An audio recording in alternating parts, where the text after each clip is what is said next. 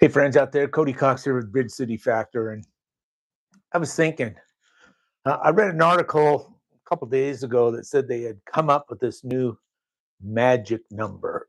And what this magic number is how much money you have to have in assets or on deposit uh, to live a comfortable retirement life. And so whoever came up with this, they said that new number now is $1.46 million. $1.46 million, the amount of money you need to have in the bank in some fashion in order to live a comfortable time of retirement. And so what really caught my attention, what I really was thinking about wasn't so much the money, but it's the anxiety that this causes when something like this comes out. About half the people I know, aren't going to have that kind of money. Maybe you do. But for the vast majority of Americans or people who are trying to invest and save for their retirements, they're worried about outliving the money they have. And, being somewhat recently retired from a full-time day job, I get it. I understand that. But one thing that has become clear to me over the years is retirement really isn't about a number. It's about income. So let's use this example, okay? Let's say you have $1 million, maybe more. And if that capital isn't producing consistent income, you're going to ask the same question. Am I going to run out? Is the fear real? It's not the number, it's the uncertainty. And so when I look at some of the common rules that we get from various financial advisors, that, the most common one is you can live off 4% of your income.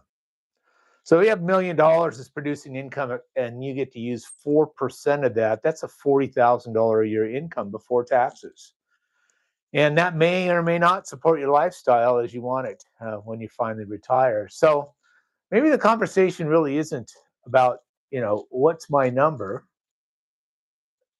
Maybe the real conversation is what's my income or what's going to be my income?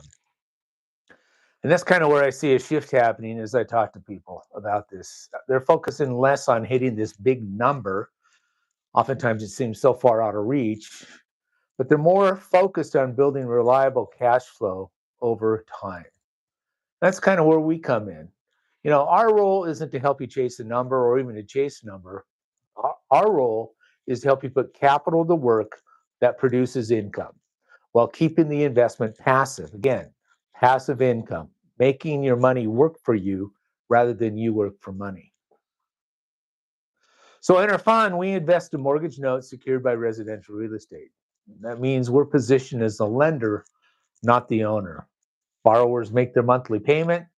Those payments create cash flow, and our fund manager manages everything behind the scenes: the sourcing, the underwriting, servicing, oversight, and all the things that the investor doesn't have to do.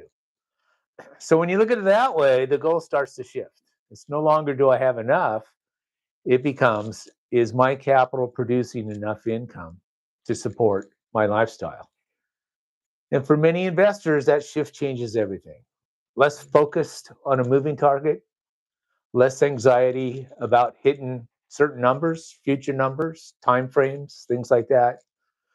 More focus on building something that works now and over time. And so for the right investor, that leads to something pretty simple: passive income, peace of mind, no noise. If you're an accredited investor who's starting to think more about income than just accumulation, I'm always glad to have a conversation. Again, Cody Cox with Bridge City Factors. Thanks a lot. Happy investing.